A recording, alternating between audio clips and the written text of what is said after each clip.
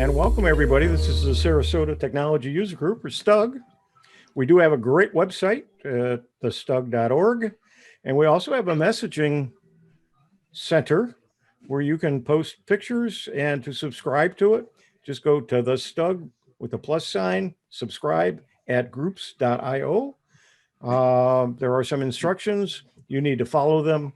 I'll follow up. You put in your membership number, and then you get approved, and you can start using it for questions and answers. And sometimes there's some pretty lively discussions. Your STUG leaders, let me move, let's see, move the photos out of the way here and go back one.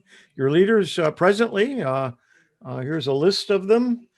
Next month, in fact, later on this meeting, Ann will talk a little bit about our slate for the 2021 officers. Some things that are coming up. The help desk is scheduled for the third Wednesday of every month, at least through December. The next meeting is November 18th from 1 to 2:15. We have some pretty good discussions, some good Q&A hosted by Jim Cerny. You do need to contact him, and he'll give you the link. And a Zoom meeting. On Saturdays, this is members only now. Bill Crow is hosting an iPhone, iPad new workshop series, including tips and tricks for iPad, tips and tricks for the iPhone, special applications, working with photos, taking pictures, and organizing and editing the pictures. The information and security, SAFE awareness for everyone on Thursdays, November 12th by Paul Wax. Contact him, and I'll go ahead and register for that. Advanced PowerPoint, Marcia Berkey has the advanced PowerPoint on the 11th. Then I'll come back. She's got some more, but I guess I have something else in between. APCUG's Home Automation for Seniors Workshop. There's two more left in that series, November 11th and December 9th. Google Home app so we connect to Wi-Fi. And as I said, Marcia Berkey's also got a Microsoft Office Word. It's a continuation, but you're welcome to join without attending last month's class. And then she also has an Excel group on the 16th from 3:30 to 4:30.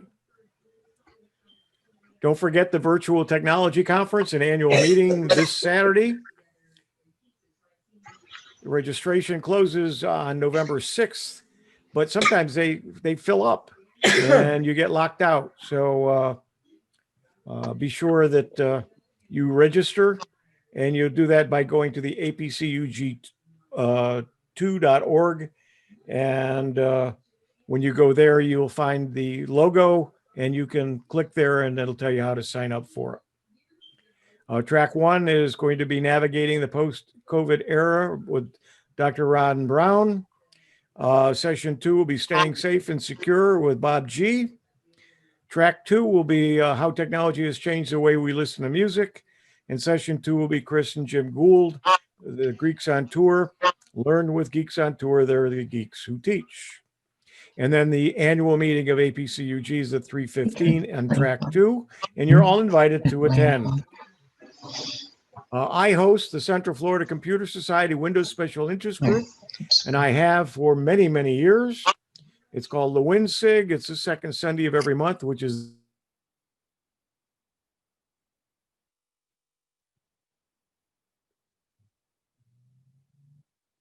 We can't hear you, Huey. You muted yourself, Huey.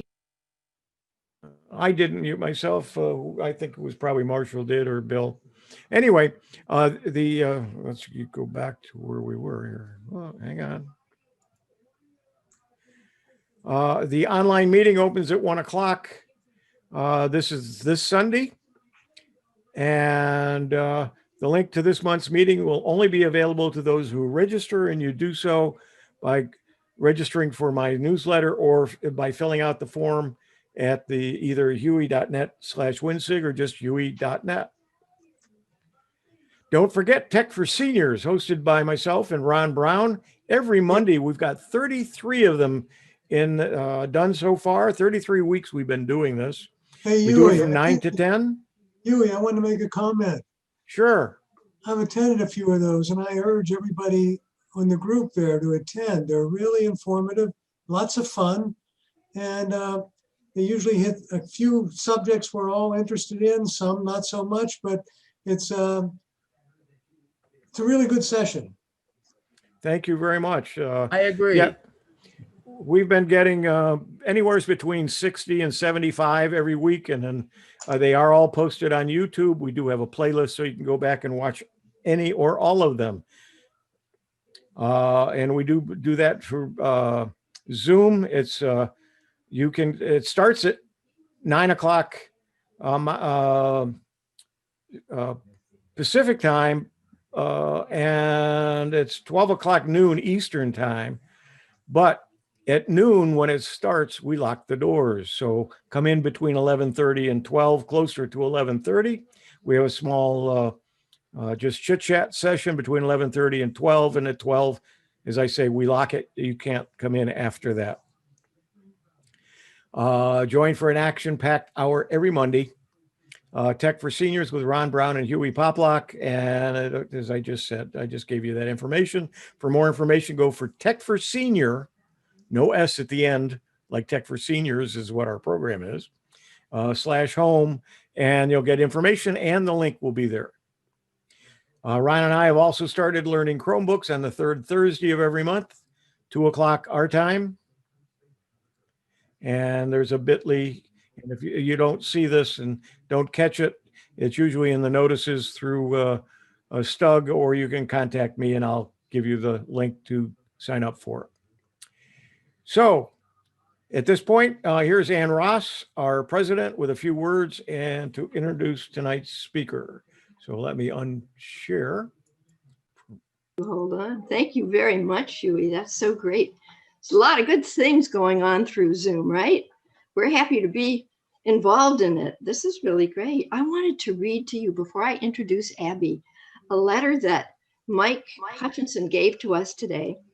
And it is just so exciting. It is from just to the Sarasota Technology Users Group, and attention, Mike Hutchinson.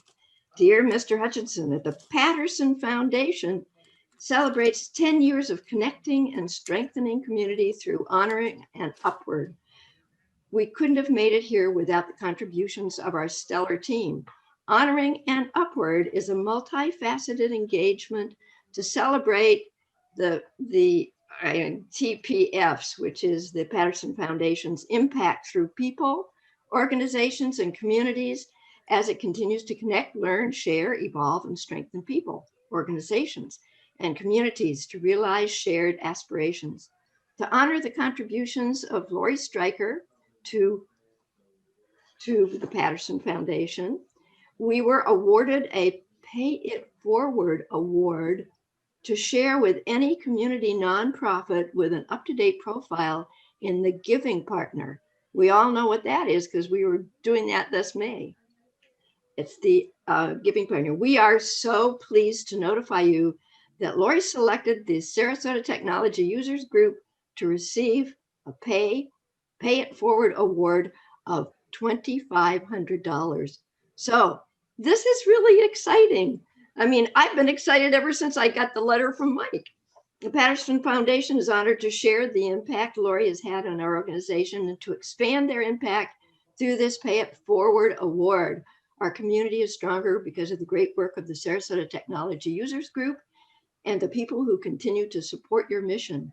With excitement for how weaving connections strengthens our community, Deborah Jacobs, president of the and CEO of the Patterson Foundation. So a clap for all of us, right? This is very good. And now it gives me great pleasure to introduce our speaker for tonight. Our speaker is Abby Stokes, and she's presented for our club several times in the past. And tonight she's going to be presenting on two subjects. The first one is good computer habits. Abby's going to share tips on how to make sure you're not hurting yourself when on your computer or your smartphone. And you'll learn how to organize and simplify computer files, as well as show how to protect your privacy. Very important. And the second topic is Make Every Click Count.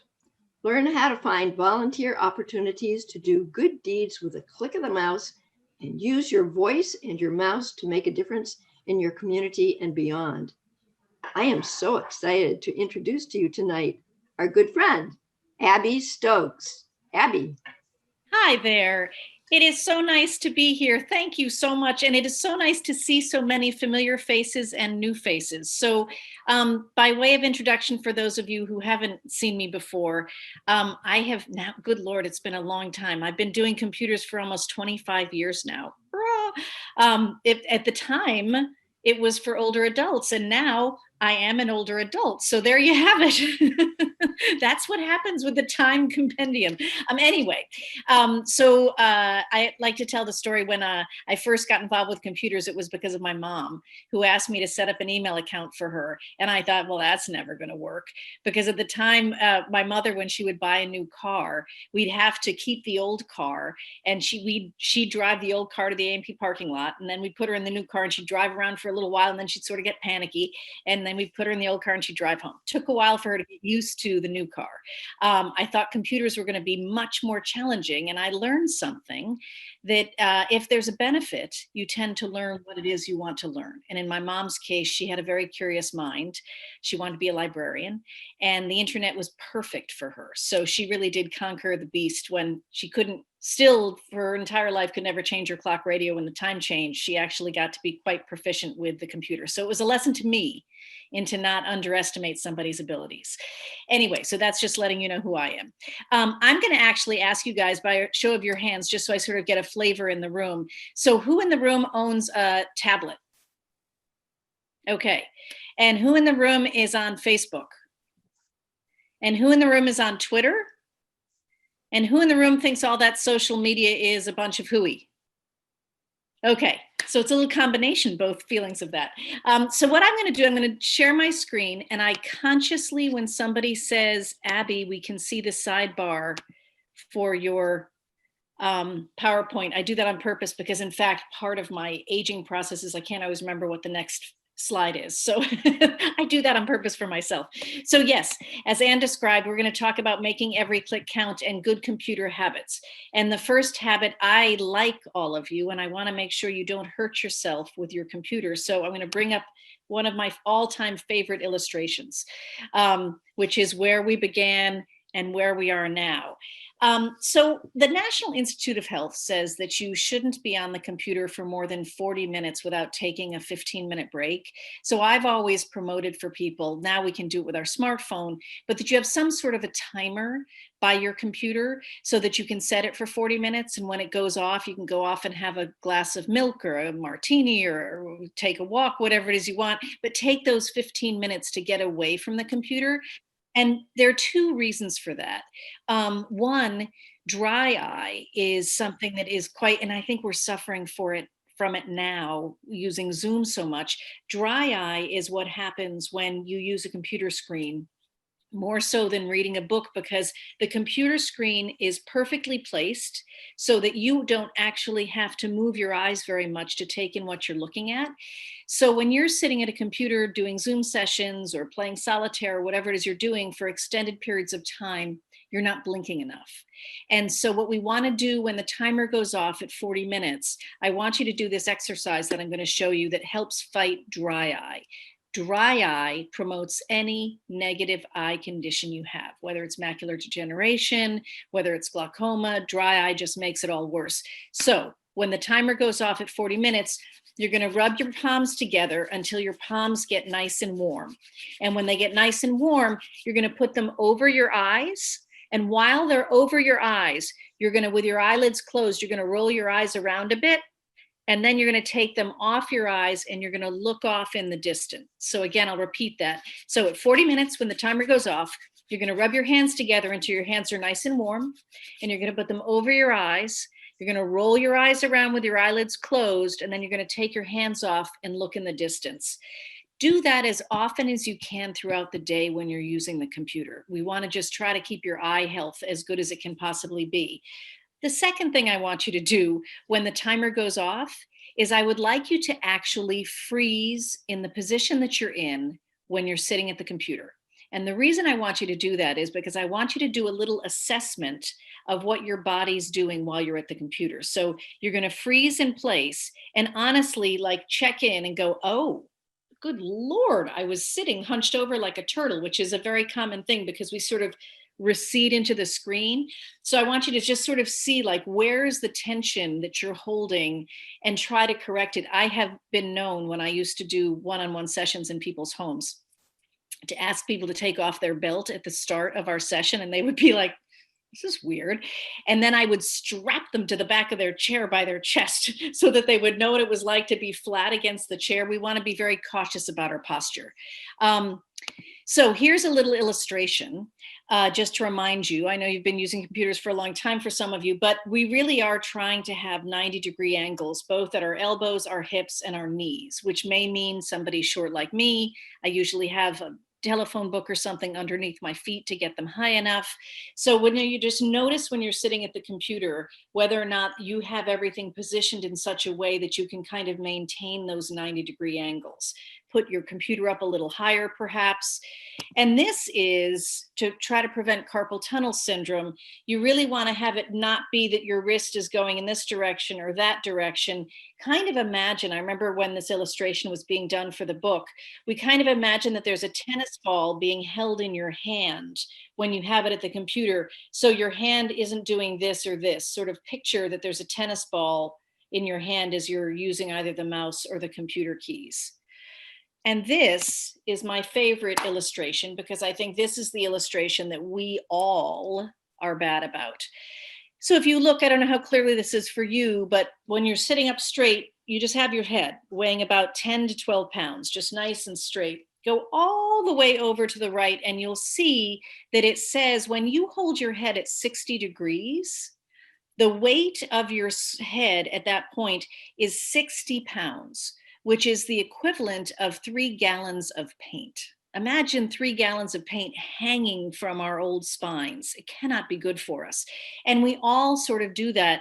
And my sister, in trying to be discreet when she's using her cell phone, you know, she'll have it down on her lap and she'll think that we don't notice that she's looking. But, you know, she's doing that the whole time. So I'm going to suggest that when you're looking at your tablet or you're looking at your cell phone, that you start, it's almost like you have to be proud of the fact that you're using the technology. I want you to be straight up and I want you to be holding the device right across from your eyes. If you're using a tablet for reading or watching television or live streaming something, better than having it just sitting on your lap, just get a pillow and put a pillow on top of your lap and sort of tuck the tablet into the pillow so that it's sitting up a little bit higher. You know, I had a new gym membership. And the young man, who was probably about 20, looked like he was 14, said to me, well, for your age, your hump isn't too bad. And I promptly said to him, young man, I'm just going to tell you, never say to a woman for your age and never refer to her having a hump anyway. But what his point that he got to after he insulted me was that the younger people that are joining the gym, he's noticing they have severe posture problems because they've been growing up holding their devices down and looking at them. So it's something everybody should be aware of. So this, actually, I can send this to you guys. This is actually a great illustration to show your grandchildren about how they should be holding their devices up. So that's the section about my being concerned for your health as you're using your devices. But I also want to make sure that for your mental health, your device isn't driving you crazy because everything's in the wrong place on your computer. So as a curiosity, I imagine that there are, how many people in the room, you can do a show of hands, have more than 30 emails in your inbox? How many people have to open a document to see what it is that that document is that's on their computer? And who can't find what you're looking for on your computer? Let's break these down. I remember at one point looking at my mom's inbox and she had 18,000 emails in her inbox.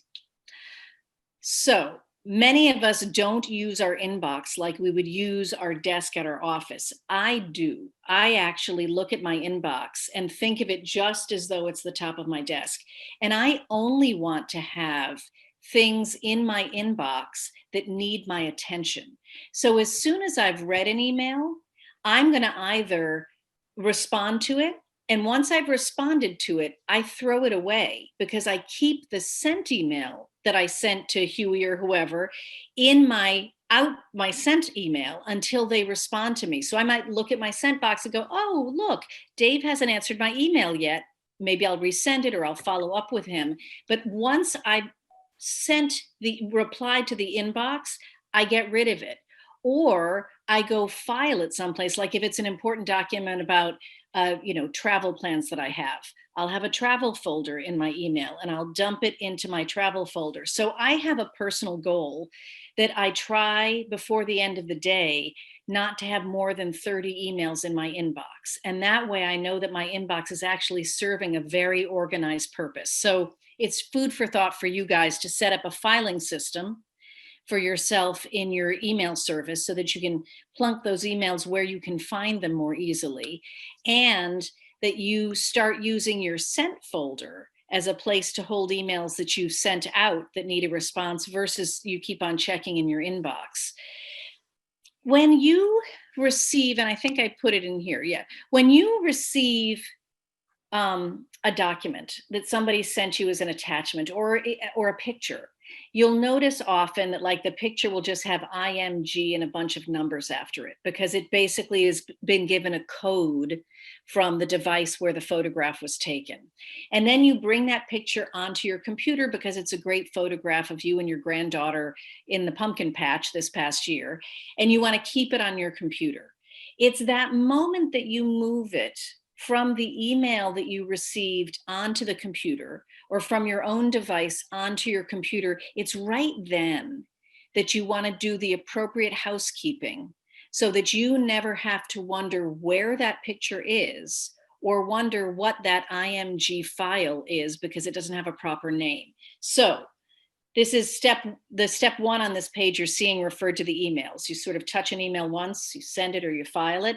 Step 2 for organizing is to name whatever document or image as soon as you're bringing it onto your device with who, what, and when. And that means who is in the picture or what is in the picture and when was it taken. So in the case of the pumpkin patch, it's, Beth, your granddaughter, it's Halloween, and it's 2020. Now you can choose to reverse the order of that information so that all your 2020 images start with 2020 and then say Beth and then say Halloween, and then they'd all be organized by year.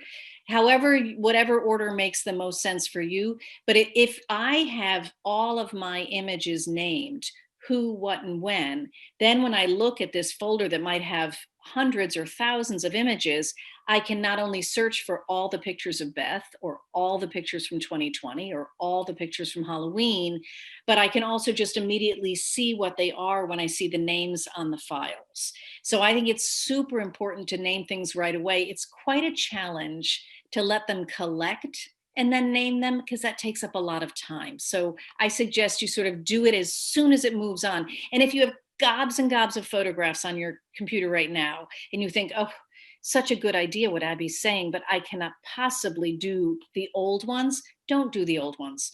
Leave those the way they are and start with the new ones now.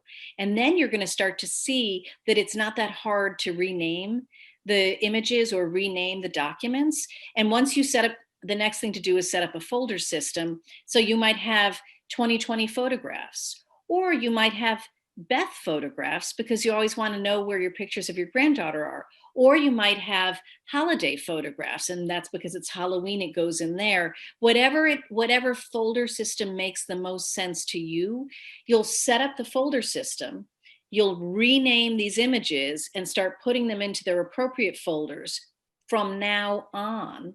And then as time passes and the folder system makes sense to you, then maybe you'll start to carve out time and say, I want to look at some of the old pictures and I'm going to rename them and file them.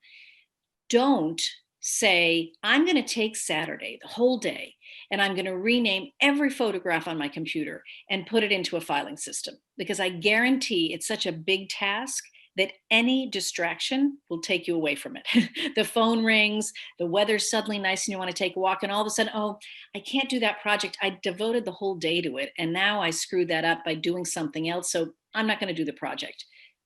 better way to get things done is just devote 15 minutes in a given day.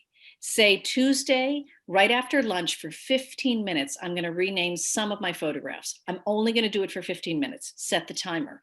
I guarantee you'll get more done in just the 15 minutes than the thing that you avoid because you've made it bigger than is comfortable to tackle. And then you do 15 minutes every couple of days. And before you know it, at the end of a week, you will have done an hour just in these 15-minute increments, and you will have gotten much more done than you expected. So these bigger tasks of organizing what's on your computer, if you make them into small tasks that you can actually accomplish, they seem to get done in a more realistic way from my point of view.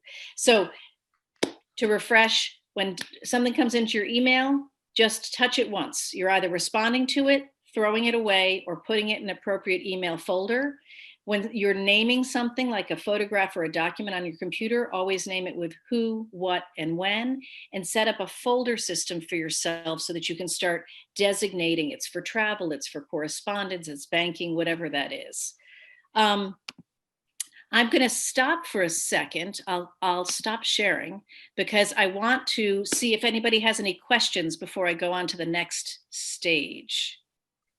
And you can either, if you know how to do the little hand thing or somebody puts up their hands, are there any questions?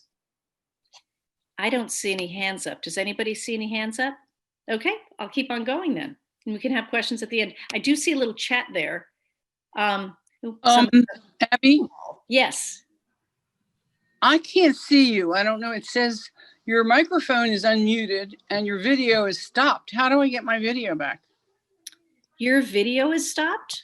What it says. I can hear you fine. But you can't see me. Correct. Can you see anybody else? No. So I'm suspicious that actually you can't see anything about Zoom, but you can hear us. In the very beginning, I could see you. Okay, I'll tell you what's happened on your computer. It's like pieces of paper. You probably had something else open on your computer, like your email, and it got clicked on and it came out in front of us. So what do you see on your screen? It also says at the top, it says safe driving mode. How do we get rid of that? Oh, I'm not really sure. Are you on a phone or a tablet? No, I'm on my phone. Oh, Is you're it- on your phone. I couldn't get on my iPad. And it would, I don't know. There's people are chuckling because they know what you're going through, but I actually don't know when you're on your phone. I think you need to, because you're in safe driving mode. Maybe it's not letting you see anything on the screen. Right. I guess not. They think If I- you're driving. Safe driving mode kicks in when you shake the phone and it thinks you're driving. Ow, stop shaking your phone. So how do I get rid of it? It doesn't have an option for cancel or I'm not driving? Nope. It just has my microphone that I can hear and it says leave. Well, I don't want to leave. Yes, leave. No, that takes her out of the meeting. Don't leave. Don't leave. Oh, now I did it. Oh, well, You're still you- here. But you're still here. I canceled it. So you can Okay. keep- I'm going to move on because I don't know what to tell you to do with your phone, but I'm All right. sure we can figure it out at another time. All right. Thank you. All right. I think So now, I think Timothy had a question. oh, yes. Do you have a recommendation for a better way to organize your photos in iTunes where you really can't have folders?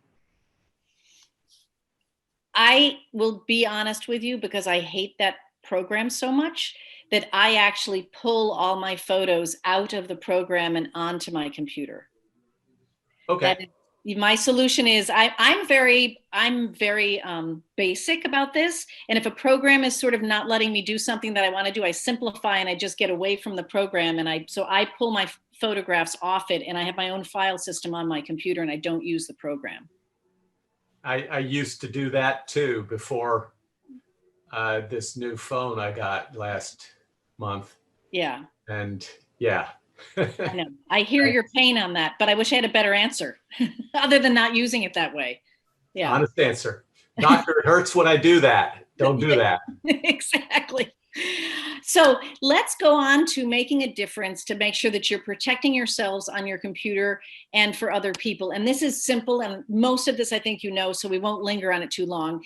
But we want to talk about Netiquette, how to protect your privacy. And so I'm going to go right to the netiquette here, which is, for those of you that like to share information and emails to multiple people, I want to be very sure that you're using the BCC, which is the blind carbon copy, and not just dumping everybody into the 2 box and everybody into the CC box. So when you're doing your email, the 2 box where you put in the addresses, if you don't see blind carbon copy, you can usually click either to the end of that or in the 2 box, and it will give you the option.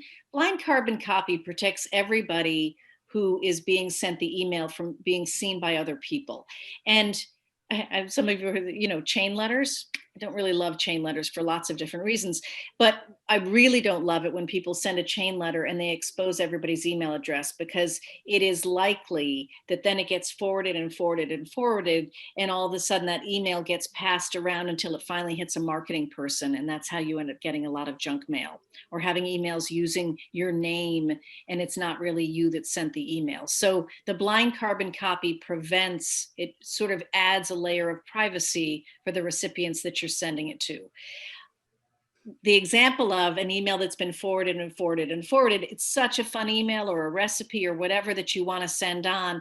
Before you forward it, just take the time to go in and delete all of those past recipients that got it before you. Not only is it easier then for the person you're sending it to see what you want them to see, because they don't have to scroll through all the past recipients, but it's just doing a favor to those people, even if you don't know who they are, by getting them off of the email so that you're not exposing their email address. And I'm a big person about changing the subject of an email. If I started an email with Dave and the first email was about, I'm going to be speaking with your computer user group. And so the email might have, webinar with your group. And then by the time we've narrowed it down to the day and the time of the webinar, I will have changed the subject to say webinar 11/4 at 7 p.m. because I want to find the most current email, and sometimes the subject alone will answer the question for me if I suddenly forgot what the time of the webinar was. Or if I started off with Anne and the first emails we were talking about going shopping together, and then by the time those emails had transpired, now we're talking about having dinner together, I would change the subject so that I know that we're having dinner and where we're having dinner. So maximize the notion that a subject exists at all to help you find the email or the information that you need in your sent folder, or make it easy for the recipient to know what that email is about. I don't love receiving emails that have a blank subject. Not only is it not good organizationally for me, but it always makes me a little suspicious, and I don't want to open it in case it's not a legitimate email from somebody. So the subject also is another way to confirm for someone that the email is actually coming from you and it's not a junk email. So utilize that subject as much as you can. You are the keeper of your own privacy. And so that means you've actually controlled the front door of what happens and doesn't happen. I always say, if you receive an email and your mind says, should I open that? Just don't. If something pops up on the screen, like was popping up with the, in the car, and it asks you a question and you don't know the answer, don't answer it. Although I think I just gave bad advice when I said to tap on that. So don't always listen to me. So I go with your instincts. That is the one thing I will say, as we all age, is we are wiser than those 20-year-olds whose frontal lobe is not fully developed and they don't make great decisions. Go with your instincts. If you have any hesitation about opening an email or clicking on a link or whatever the offer is that comes up on the screen, better to not do it than to do it, as far as I'm concerned. If it's an update you're being offered, you can always wait and show your device to somebody in the group and ask their advice before you do it and get yourself into the weeds. So now I want to move on to talk about some websites that I think you guys will like as far as how you can make a difference. We're going to first enter the zone of what I call the give and get websites. I love this website. So it is actually that title there. It is Vocal ID .ai /voice bank. So this is a fabulous website it's got a lot of information on it, but the reason I hooked into it is they're all these people that need to use computers to replace their voices for various reasons. And you can imagine if you are a woman or a man or a child, that voice that you hear, that computer voice that you're aware of, is not actually representative of who you are. This allows volunteers to speak into a microphone a series of words that they give to you, so that somebody who is of the same age or the same sex as you or from the same region of the country, they can use your voice from their computer instead of having that computer voice. When you watch the videos and hear from people who have made such a difference in their life that they can actually have a human voice representing them instead of a computer voice, it's just very heartwarming, and it's such an easy thing to do. So that's the website to go to. You register with the website, and basically it's sort of fun. I would take, a half an hour here, 10 minutes there, and basically on the screen, they'll just have a series of words that you say into the microphone. You do it for a half an hour, then you go back and do it another day, and they collect all of these words that they get from you, and then they mince those words to create some of the words that you didn't say, but based on the sounds that you've given them by donating your voice. So this is a place where you can donate your voice. And it's fun to pass it on. It's a great thing to do, actually, to suggest to kids, because clearly there are a lot of kids that are in this situation. They don't want to have adult voices. So it's a fascinating website. I love this website. So I hope you guys enjoy it. Another website that I think you guys will enjoy, especially when we're spending a lot of time at home, it's volunteermatch.org. And basically you go onto this website and you can tell them, it's a whole list of things you fill out. What are your skill sets and what are your interests and where are you and how far afield, and this is clearly different during COVID, but how far afield are you interested in going for your volunteering? So I would imagine in this case, you would say 0. You're not willing to go any miles away from your home, but they will match you then according to your skill sets and your interests and where you want to do your volunteering. They will find you places to volunteer where your special skill sets and your energy will be greatly appreciated. So if there's any volunteering possibilities that you want to find out about, it's a great thing to do. It's also, I think, again, I'm always trying to do intergenerational things. It's a lovely thing to suggest to kids. I'm going to go on to volunteermatch.org and I'm going to find a volunteer opportunity. And then you can say to your grandkids, why don't you go on to volunteermatch.org as well? And then we can talk to each other about what we're both doing with the volunteer opportunities. So I love that site. This site is a website that you can go to with a click of your mouse. By playing a game, you actually get to donate without opening your wallet at all. My mother had this as her homepage on her computer. It's freerice.com. And so you'll come up like so the question is, partner means associate, thanks, penny, kettle. You click on associate, which is what partner means, and you, by answering the question right, they're actually going to donate a certain amount of food because you answered a question right. And the questions get harder and harder as you get better and better at the game. And it's just purely, there's advertising clearly. You don't have to give them your email address. You don't sign into this or register in this in any way. It's just a game that you can play, and you can also do it on your phone.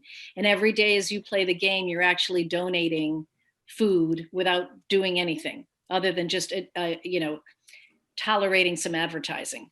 A similar website to that is this website it's called The Hunger Site, SITE as you see it, _greatergood.com.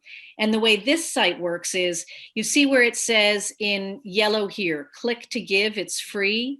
When you click on that page, something like this page comes up. I clicked on that page and said, thank you, your click has counted. They funded a value of 51,000 cups of food yesterday. You can now look at this second page and you can choose whatever it is that you're interested in donating, whether it's breast cancer, whether it's Alzheimer's, whether it's autism. It never costs you a penny. You don't have to register with them. All you do is click on autism, and the next page you'll see, they'll tell you what they have donated because you just clicked your mouse. You will see advertising on the page, but they don't know who you are. They don't send you advertisements. They don't ask for your email address. This is just purely a advertised, paid for site where all you have to do is click your mouse in order for them to make donations. So simple, simple, simple websites. My mother would do these every single morning when she turned on her computer. Just easy way to feel like you're doing something to help the world for other people with just a simple click of your mouse. This is different. This involves a little bit of money. It's Kiva, KIVA.org. And I don't know if you guys know about this organization. It's phenomenal. It started basically supporting self-starting businesses in third world countries. And the average donation is just $25. You'd be amazed what a $25 donation can do for somebody in trying to start a company. So what happens is you choose, and you get to go in and choose your category of what kind of person you want to help, of what kind of industry you want to help them in. You donate your $25 to them. They send you a report on what your $25 is going towards. And as soon as your $25 has been made back by then, it rolls back into your account with Kiva, and you can decide whether or not you want to roll it into somebody else. I have given this gift to younger people as a form of them understanding investments and understanding about donations. So I sign them up for Kiva and I give them $25 so they can start their own account and they can see how far that $25 can go. So this is the page that tells you what their sort of stats are. 95.8% of all investments through Kiva get paid back. It's huge. 100% of the investment goes out to the person. They don't take any money from this. They've had over almost 2 million lenders in the time that they've existed. They've done $1.5 billion worth of loans, and they're in 76 different countries. Specifically now, because of how hard COVID has hit across the world, being able to try to help and underwrite these businesses that are suffering so much right now, there's no better time to sign on to Kiva. I actually did a safari in South Africa, and I said, I don't know how on earth, maybe it was a word they said that made Kiva come up, and the woman that was giving us a tour through this area said that she had been given money by Kiva to start a t-shirt business, and it was an incredible conversation. It really changed her life. So it's a phenomenal organization, great for gift giving to get kids started. So we're talking about being generous and giving things, but how do you know whether an organization you're giving money to uses the money well? Are they legitimate? Are there reviews about them? This website, give.org, it's like the Better Business Bureau of giving. You put in an organization into give.org and they will actually give you all of the stats. And by and large, any organization that uses 85% or more of your donation directly towards the effort, not towards administrative fees or things like that, is a pretty great organization. So that's good to know. That's kind of the baseline. If you see that they're using 85% or more, be very pleased. If you see that they're using 70% or 60%, I personally don't like giving my money to organizations that spend so much on administrative fees and not so much where you really want the money to go. So those are sort of the feel-good giving things. I wanted to just also give you some information about websites I think you might want to reach out with because they're worthy and good for our brains. So if you haven't used it, TED.com, which is a phenomenal website that got started years ago for technology, education, and design. And basically the website is made up of 18-minute videos of experts in the fields of science and music and writing. Some people are performers. Some people have come up with brilliant ideas that they're trying to manifest in some way, whether it's a science project, it can be children, it can be adults. It's such a worthwhile thing to look at. And for those of us that tend to have to look at something before we go to bed at night, The news is not always the best thing to look at. And sometimes, things are too stimulating. I find that actually watching a TED video at night before I go to bed, one, I know it's only 18 minutes, so it's not going to be longer than I need it to be. I sort of plan around it. There are literally thousands of them now on their site. So you're going to find out so much interesting information. So I highly recommend that you visit it. In New York, am on the board actually of Senior Planet. Senior Planet started out, they just wanted to create, not unlike what you guys have been doing all along. They got a space in New York where seniors could come in and they could learn how to use all different kinds of technologies. They then launched this website, which now during the time of COVID has become really helpful. So sign on to seniorplanet.org. It would be great for your organization because they now have all of these online events that are free, that are fantastic, tours of museums and all kinds of things like that to keep you busy. But now they also have a national Senior Planet hotline. So when you have computer questions and you can't find somebody from the club that you're trying to reach, you can use their hotline. I actually think you guys, the club and Senior Planet, sort of, becoming friends, you'll find there's a lot of information in there that would prove helpful for you guys as well. And the last thing I want to bring up is social media, which I have very mixed emotions now about social media, but it is undeniably an amazing tool. It can also go rather awry, as we see. So if you have a business you want to promote, if you want to stay connected with a group of people, whether it's Facebook, Instagram, Twitter, or using LinkedIn, I will just say this.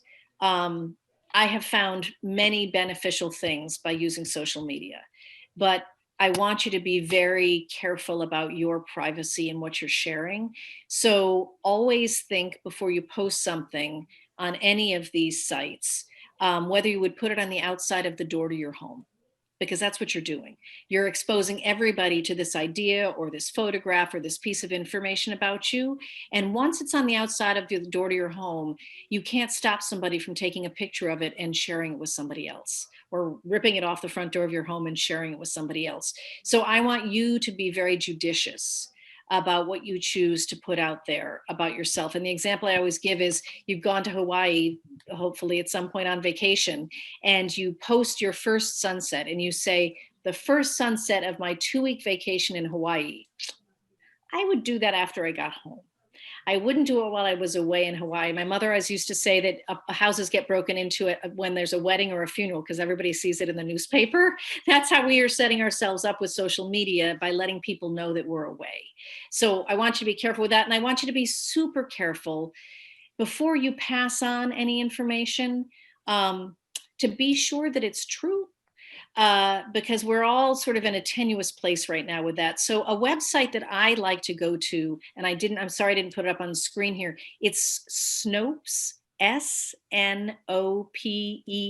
Snopes.com. You can put in the headline when you see it on an article somewhere, and you can put it into Snopes, and they're going to tell you if it's totally true, totally false, or what parts of it are true or false. It's a really good filtering system for us to be using before we pass on information. It's very hard, especially on social media. A headline can look like it is absolutely true. It can look very serious. It can look like it's laid out like it's, a reputable newspaper, and in fact, it's not. So we want to be super cautious about what we're passing on to each other. And the last thing I'll say before I take a couple of questions, and then we say goodnight to each other, the internet, computers are amazing. But I've been doing talks like this for 25 years. And sometimes at the end, people will say to me, I'm less in touch with my relatives than I ever was before, in a way, because we're using computers. Now, clearly during this time, Zoom and computers have been amazing because they've kept us connected, but let's take it up a notch. And some of you have heard my idea, but imagine if when you're Zooming, you are the keeper of the family's favorite chocolate chip cookie recipe, right? They always know whenever they come to visit, they get those cookies. And now they can't come to visit to get those cookies, but you can email them the recipe, and you can have the recipe at home, and you can both get the ingredients and say, we're going to Zoom Friday night, And we're going to both make the chocolate chip cookies together in real time, spending, an easy half an hour chatting while you're mixing up the dough and putting it out on the pan. And then when it comes out of the oven, you're going to say goodbye to each other.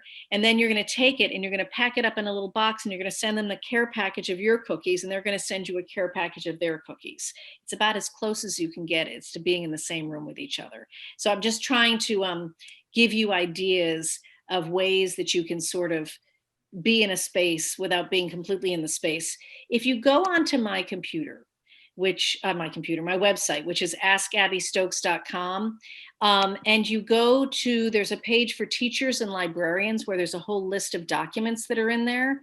These are the list of documents. One of the documents down there is where it has the parentheses there. It's intergenerational ideas. It's a whole list of ideas of what you can do on the computer with your grandchildren, so that you can stay connected even though we have this imposed distance between us. And I am now going to stop sharing my screen. And I'm going to come back and I'm going to ask if anybody has any questions now that I've thrown all this information at you. Oh, Judith has raised her hand. Judith.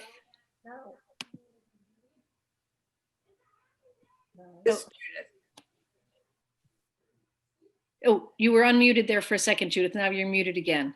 Okay, I'm Unmuted. holding down my space bar. Is there, I use the BCC always when forwarding emails. Is there an equivalent for text messages and the phone numbers? Oh, that's such a good question. No, I don't think there is. I've never seen a way, if you're sending a text message to multiple people, that you can make their phone numbers or their names private. That's Does what anybody else? that's what I thought, but I got into trouble once with somebody hijacking a group text message and changing the topic and stuff. I find group text messages are always a bit of a sticky wicket for me, because I might be doing a text message to 5 people and we've gone back and forth. And then the next time I want to text to Tom, all of a sudden I won't realize it's the group text message that I got into. And then so I am notorious, as you can imagine, when you hear the description of my inbox. Once a thread of a text message is done, I'll delete the whole thread, so that then I start out anew with the next text message that I'm sending to somebody, so I don't run into that problem of sending to more than one person by accident. So I go through, when I'm sitting there with a couple of minutes, I'll go through my text messages and I'll just delete whole threads of text messages to just start out fresh again. That sort of prevents that goofing up. Wise. Okay. Yeah. Any other questions? Oh, I have one, Abby. Yes. I have one about Snopes, because somebody told me once that Snopes was not really the best place to go. There was a better one. There's another one called factcheck.org that's quite Right. good. Yeah. So, you can use both. I interchange them. I seem to remember Snopes more just because I sort of like the name. I've never actually gotten invalid information on Snopes, but it doesn't mean it doesn't happen. Yeah. But factcheck.org is another legitimate place. Thank you. Yeah. Anybody else? Yes, Kathy. Oh, you're muted, my dear. Oh, Kathy, you're muted. No, you're muted. Yep. Sorry. That's okay. My phone just rang, my iPhone, and my screen is totally gone, but you're all there. I tried looking at, well, I've never had that happen before. I tried looking at, opening up the internet again, with the icon, but it just shows my regular page and then you all, but not the actual screen. Anyway, Abby, what was your website again? Because that's when that call came in. Oh, sure. It's Ask Abby, ABBY Stokes, askabbystokes.com. Thank you. Sorry. Oh, no, that's fine. That's fine. As we sometimes say, damn technology. I'm going to flip through the pages and see if anybody else has any questions. You put up your hand. I'm Judith Stratton. I have one additional comment. Sure. I have done a number of loans through Kiva that you discussed over a number of years. I have always been paid back except for once. It was the only time I made a loan to a man. Ooh, Ouch. I find that fascinating. I thought so too. I've never lent to a man since. There's a lesson in life, I guess. Goodness gracious. Well, I'm glad you enjoyed the other experiences. I do think it's such an amazing organization. Yes. Yes, Yeah. it is. Agreed. Anybody else? Abby, I have so many wonderful things I've written down just about everything you said. And I tell you what, there it is. It's all there Oh, good. on my scribbled notes. But boy, what a wonderful presentation you made to us tonight. Well, Is thank there you. And somebody vigilantly put all the Yeah. links in the chat. So that was very good. Whoever did. Marcia did, and I tried to take a picture of it, and by golly, my phone wouldn't work. But what can I say? Damn technology. I know that damn technology. Oh well. But this was just fascinating. You were just wonderful.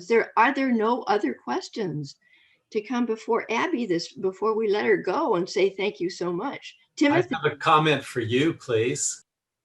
go ahead. Oh, Timothy, you just In the Zoom group chat window, where all of the links have been helpfully typed. If you go to the lower right-hand corner, the little square with 3 dots in it, and click on that square, you'll get a menu that says Save Chat. And it will save your chat contents to a folder called Zoom on your desktop. So that's a pretty handy thing to do every time you have a Zoom conference, is to save the chat if there was anything useful there. Timothy, what a fabulous thing. Thank you so much. I just saved it to my folder. I did not know that. Thank you, Timothy. Yeah, it says meeting saved chat.text. Well, you guys, it was so lovely to see you. I'm glad to see everybody looking so healthy. Let's hope that stays exactly as it is. Yes. And we all just be patient and kind to each other. That is exactly right. You have been wonderful to be with us tonight, and I truly appreciate it. Let's give her a round of applause as best we can. Thank you. Thank you, Abby. Thank you Thanks, so much. Abby. Good seeing you again. Good seeing Before you. you all go, I have one more thing that I want to speak to you about tonight. You heard a lot at the beginning of the meeting from Huey, but this is about our $50 Amazon gift certificate. Now, I have heard from a little bird exactly who might win this, but I can't really see you all, so I don't know if that person is still in the room. Seeing if I can find out if that person. Well, I'll tell you what. I can say this: the winner tonight, if he is here, because you have to be here to win, is Kevin Leftwich. Kevin, are you in the room? Yes, I'm here. Oh, you spoke up just in time. There you are. Kevin, we're so glad you came tonight, and you will be too, because you end up being the winner of the $50 Amazon gift card. Wow, thank you. Sharon Rump is going. Thank you very much. Thank you. You are so welcome. And Sharon Rump is going to be sending you that gift card by email. So if you can stay with her for a minute and give her your email address so that she knows for sure where to send it. Will do. That would be wonderful. Thank you. Thank you, Ann. You are so welcome. And for the rest of you, is there anything else that you want to bring before this meeting, before we adjourn tonight? It's a quiet group tonight. All right. Thank you all for coming. We truly appreciate it. Thank you, Abby, again. And we will see you all very shortly. Bye now. Bye-bye. Thanks, everybody. Bye-bye. Bye-bye.